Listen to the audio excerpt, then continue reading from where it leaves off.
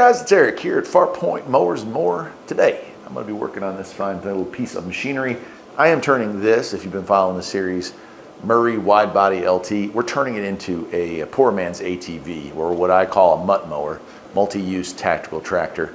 This one, we got it running, we got a new coil on it, I put a spark plug in it, got the tires done, everything greased, and she's almost ready to go. It'll run, but it'll only run at full choke. So the carburetor's clogged, kind of gummed up and stuff. Normally I would just clean them, but HIPA, which is apparently a big manufacturer of lawnmower parts these days from China, I bought a kit that was like, I was looking, I just wanted to get an air filter and a fuel filter.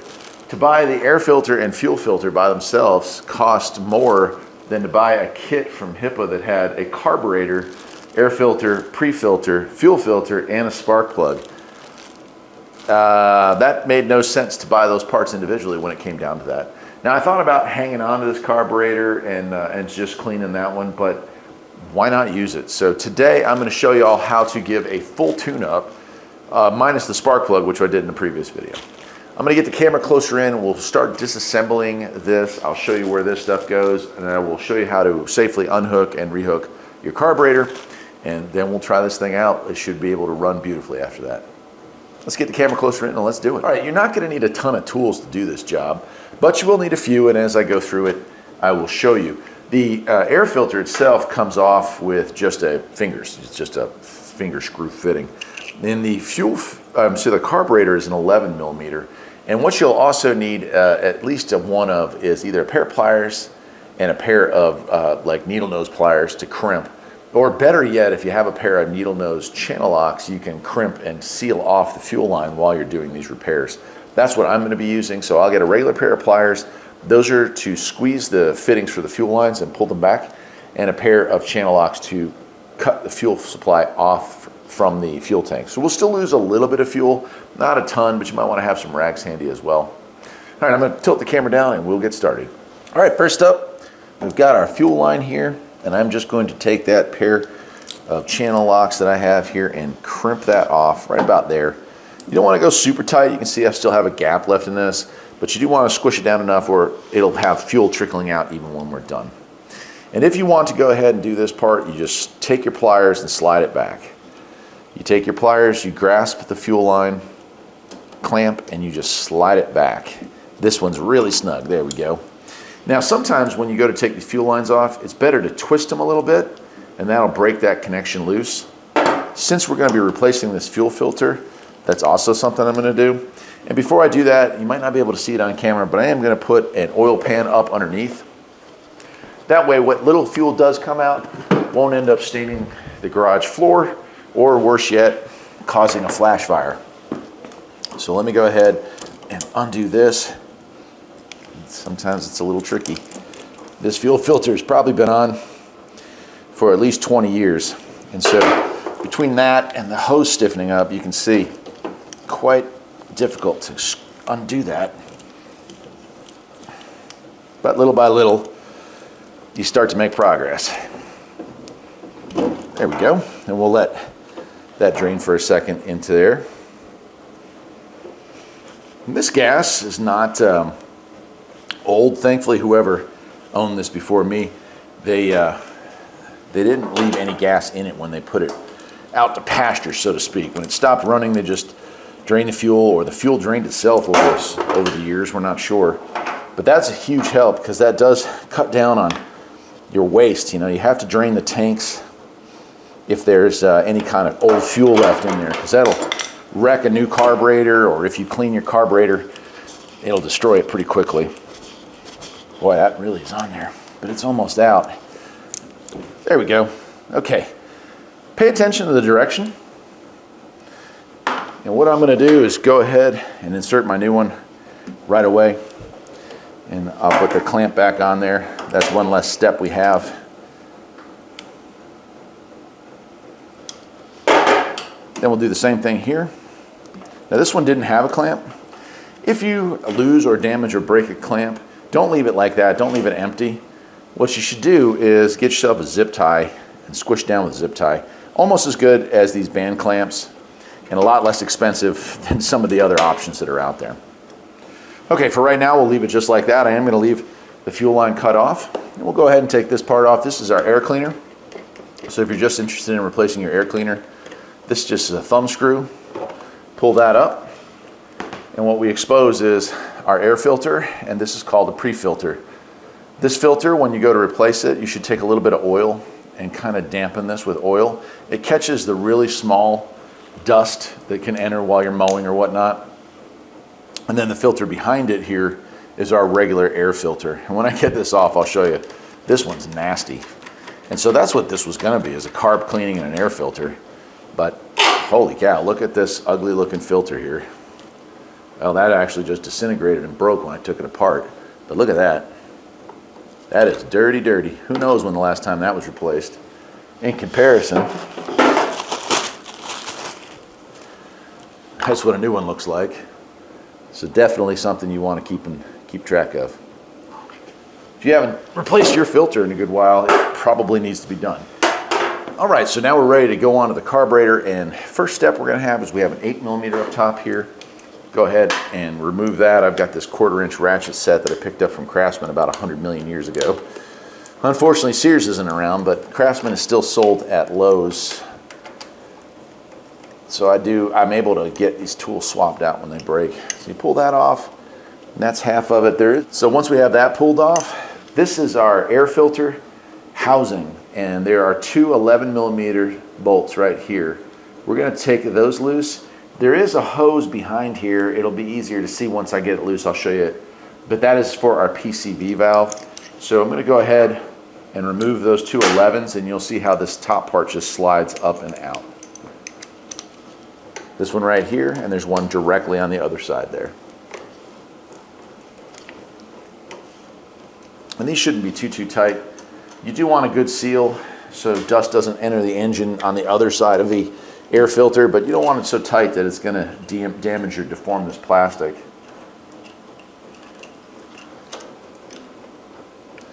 If you can hear a ticking sound in the background, I have a diesel heater out here running. It is winter time here on the farm. Okay, we're going to pull that back, and you can see, hopefully you can see right there is our hose. We don't want to damage that, so you just kind of pry up on it. That's the hose right there. You're just prying back, and that goes into our engine PCV area there, right there. Cool. All right, look at this. Now we have an exposed carburetor, and we have our linkages here and here. I'm going to go ahead and unbox the new one because I want to be sure that they had so many options that I received the right part. It wouldn't surprise me if it was a little different, being that there's so many options out there. But so here it is. And other than having a slightly larger fuel bowl, that looks definitely bigger, this does appear to be the same. You can see your shift linkage here, and this linkage, which is currently pulled back, it's spring loaded, so you can see it right there. So if I move this back, you can see how those move. Cool. I'll get that out of the way. Okay, so what you can't see, oh, and this kit also came with new gasket. That gasket is going to be this one here in case the old one tears. Oftentimes you don't even need to replace them, but if for some reason you do, well, there you go. All right, so I think this is an 8mm. It's been a while. Let me see if I can get my 8 on this. And you do need a deep well. Yeah, an 8. So you do need a deep well, or you could use a wrench, like an open end or combo wrench, but that's going to make it a little more difficult. And this is going to unscrew this stud from the back side here. Actually, before I take those off, I will go ahead.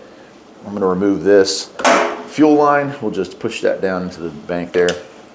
Now, this new one has no 90, so you may have to, that's a little bit different. I can see that there, but that's about the only difference I see between these is this one has that 90. I'll have to just have the hose. We might have to get a slightly longer piece of hose for right here, but we'll see when we get that off.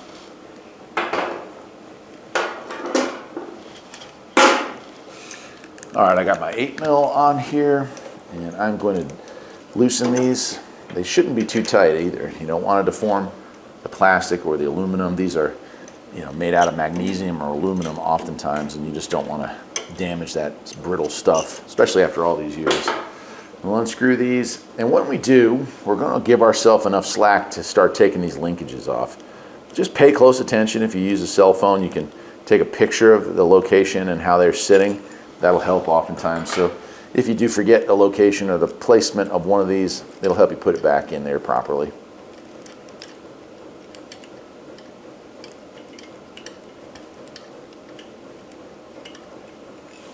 There we go.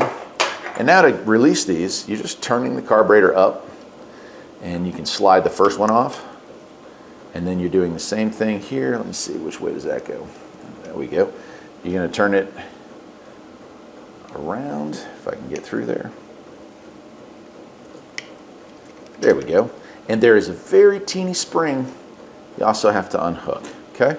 I'm going to play that one down. And while I'm still holding on to these, we'll go ahead and get these set back up.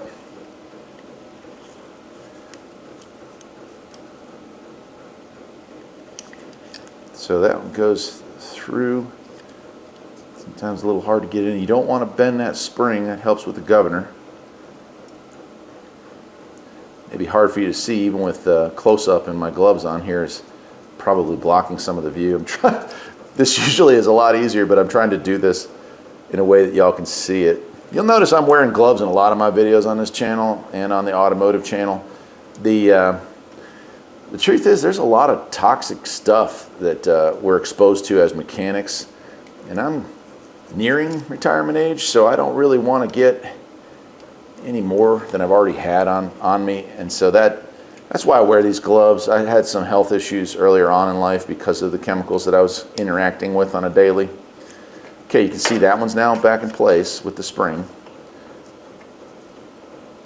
And we're going to do the same thing with this one. There we go. Like so. And just like it was. And now if I flip that throttle, the same should occur. Okay, you may not have seen it, but let me show it to you. This big piece right here is actually a very large gasket. Pry that off. Let that dangle for a second. And honestly, we can reuse that, but like I said, our kit here came with a new gasket. And so I'm going to use the new gasket. Looks to me like some models use an O-ring right there. This one's not going to need that. So I'll just reuse that. Same size, just far more flexible at this point in life. So that's what I'm going to use. However, that gasket did come off in one piece. You can certainly reuse it, or you can just hang on to it for another project. And I found the best way to get these back in is to take your stud, run it through just enough that you can lay the gasket on it, like so. And we'll do the same thing with the outside stud.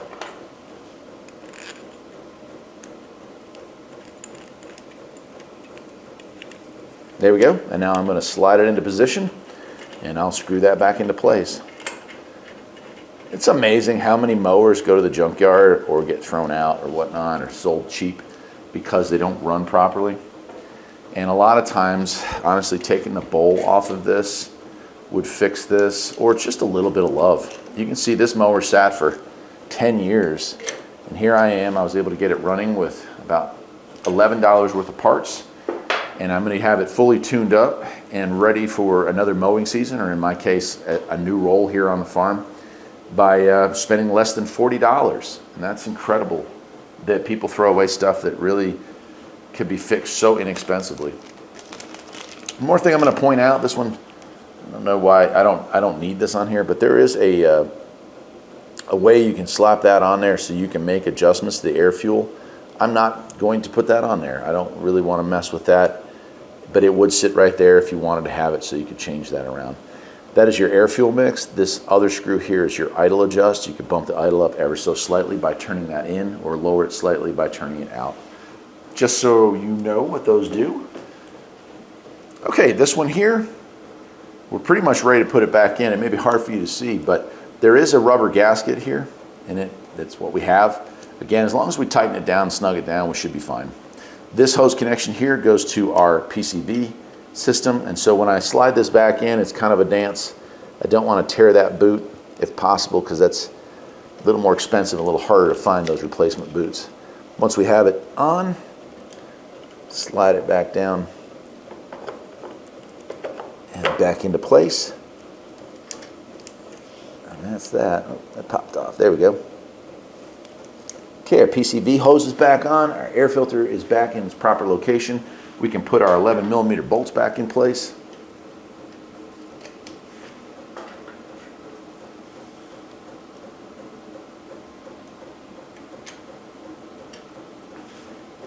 Tighten those up.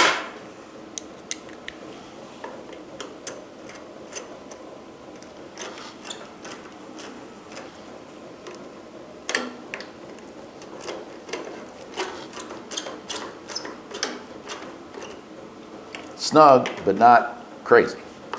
And then we go back to our 8mm. And we put our bolt back up here in top, and we are ready to put our new air filter in there. Oops.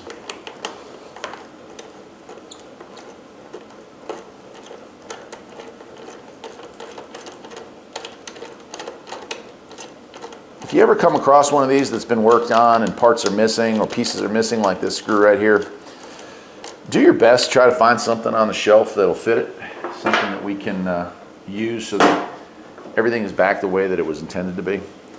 Okay, so we're ready to put the air filter on. This filter, we don't do anything to. We just put it on there, make sure it seats in there. This filter, I'm gonna do this off screen, put a little bit of oil on it. Just gonna drop, in my case, I've got an open can of Marvel Mystery Oil. Just gonna splash a little Marvel on there and kind of squish the sponge up a few times to disperse that oil. That will help a lot with getting that initial layer of dust off of this thing. Okay, it's too bad y'all don't have smell-o-vision, because Marvel Mystery Oil always smells really good. It's got that kind of minty smell to it. All right, once I've got that nicely coated, but lightly coated, we don't want to pour a ton of oil in there. We just want enough that it's going to catch that initial layer of dust and debris as it comes in through the intake port of this air cleaner box. Never run your mower or any other small equipment without a filter in place. It takes minutes to destroy a good engine. Okay, let me wipe my hands off here, get the residual oil off my hands. There we go. All right, now in some cases this is going to be long enough, and in this case it is going to be long enough. If it bends so much that it kinks it off, you'll have to obviously find another solution. And in this case, we can go ahead and reattach that. Just going to squeeze that clamp, slide it back into place. Okay. Now you'll notice on mine, and yours might not have this, we do have a fuel cutoff. That's just to keep excessive fluid from leaking into the carburetor or dripping out. But I can go ahead and turn that on. I am going to get a zip tie for this one right here. Well, bummer. Apparently I don't have any zip ties down here. I'll have to get that when I take it for a spin. I'll take it up to the top garage there and we'll see if we have them. I'm going to tighten down this thumb bolt here. This is going to squish down the gasket on the bottom, and it's going to keep this thing from vibrating. So air that comes in through these holes here, and there's another one behind it, they get distributed over this without getting any dust sucked in. Lastly, we put our big filter back on, like so, and we tighten down our larger thumb screw.